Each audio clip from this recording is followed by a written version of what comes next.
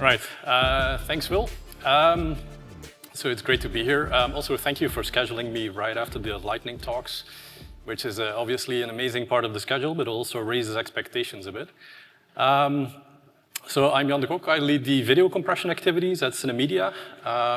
We're doing a lot of fun stuff around video codecs, but also video quality. And I'm here to talk a bit more about how we're making video quality measurement faster, and also how to make it available for live video, and also how we're making it available for everyone. So this comes right after the lightning talk, so I'll be moving gradually from more of the goofy, fun part to more serious part. And to start with the fun part, I'm going to start with an alternate history of video quality measurement. So as we, there you go.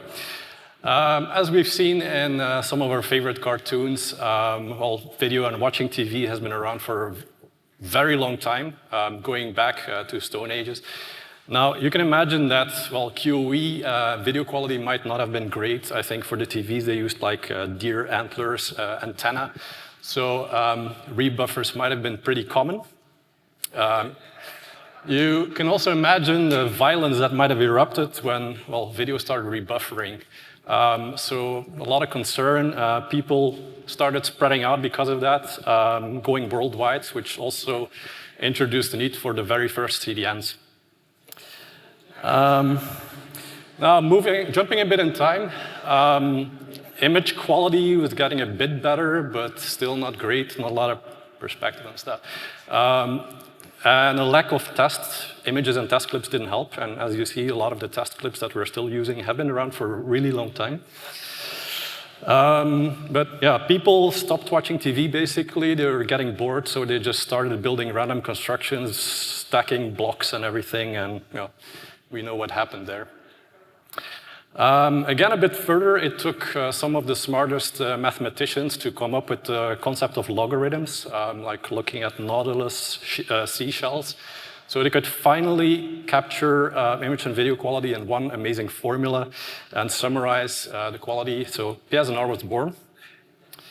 Now, unfortunately, they were writing this in sand, so a lot of the knowledge got lost. Including how to take care of chrominance information, HDR information, temporal effects, and so on. What they did remember was, though, that for some reason, interlace should be used. So we've been stuck with that ever since. All right, so PSNR was there. Over time, images were getting cooler, much nicer. More advanced patterns emerged. Also smarter mathematics came along. Introduction of algebra and so on. And then this led to the introduction of structural similarity, SSIM, and multiscale SSIM. Now still, well, these were very confusing times. We entered kind of a dark age in image quality measurement, video quality measurement.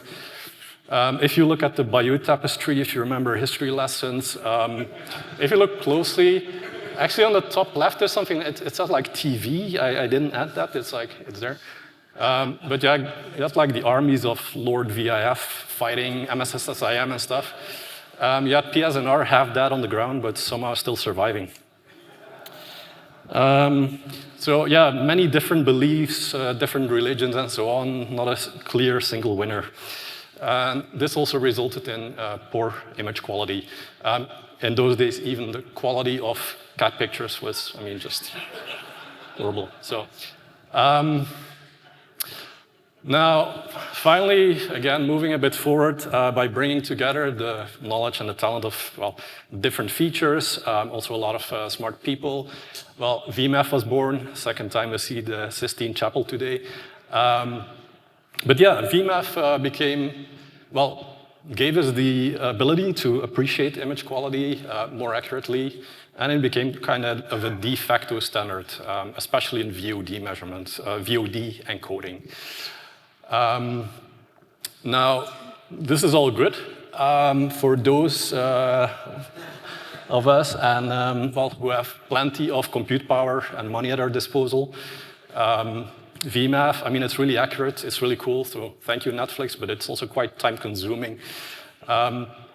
So definitely for life, something better is needed. Now, great VQM became available to, well, the masses with plenty of money and time. So they were happily sailing along with VMAF, while like SSIM was still chugging along. That, by the way, is the SSIM. Sorry. Sorry. Couldn't resist.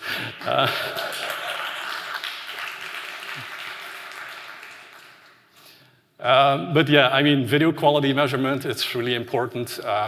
VMAF works really well, but we need something faster. We've listened to the protests. We wanted to do something for live VQM, make it available to the masses.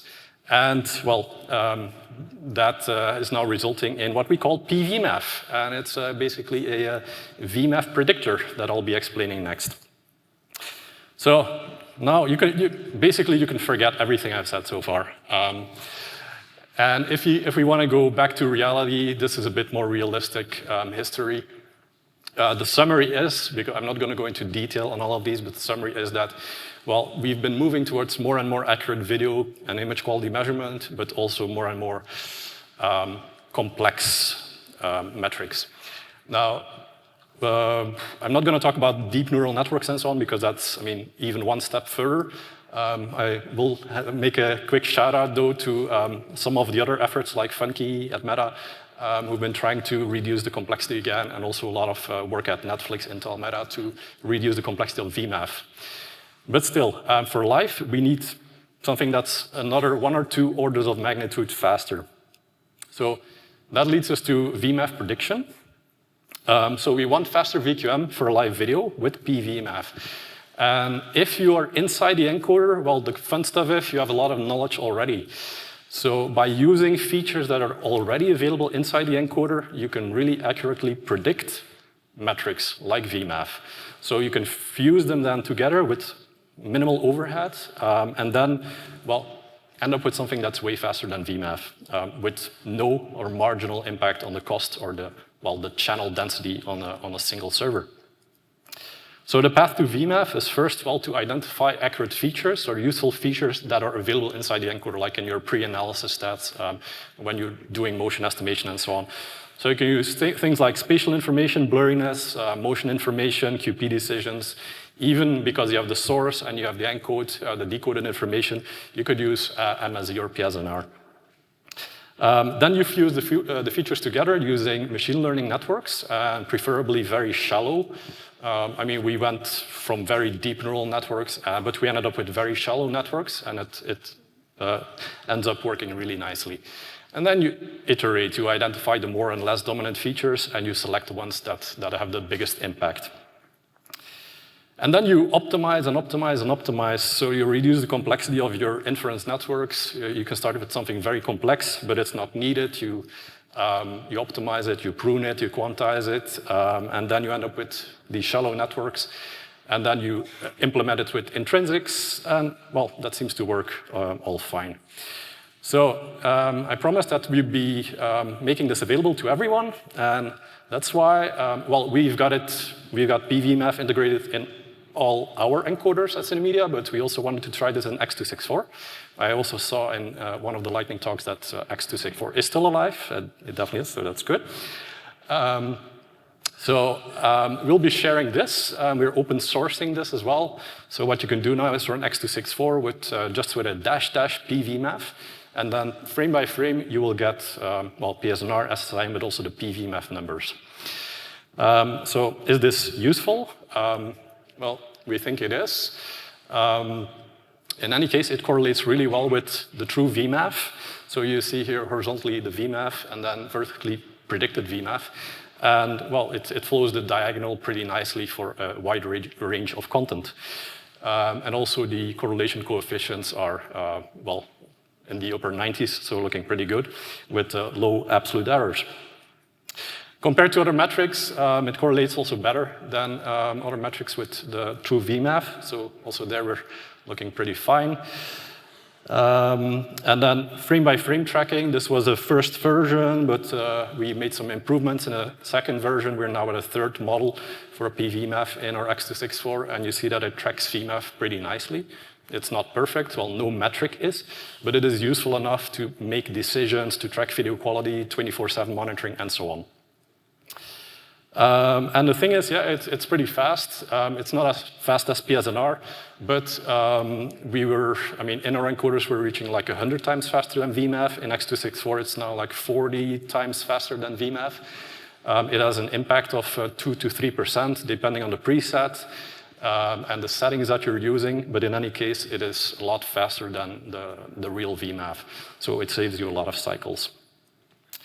So high accuracy, low computational complexity, that's what we were aiming for. And then, since I'm running a bit over time, just to conclude, well, there's been a long history of video quality measurement, going back a long way. Live video has some requirements which are more strict than VOD, so that's why we need something fast. PVMAF can do that for you. We've published a few tech blogs already on this. We added the one that explains PVMAF this week, and we'll be publishing the next one about the open sourcing next week.